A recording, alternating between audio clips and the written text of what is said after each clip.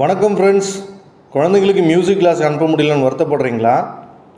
கவலையே வேணாம். இனிமே நம்ம யூடியூப் சேனலில் ஃப்ரீயாக வீட்டில் இருந்தபடியே மியூசிக்கை கற்றுக்கலாம். அதுக்கு இந்த சேனலை சப்ஸ்கிரைப் பண்ணிக்கோங்க.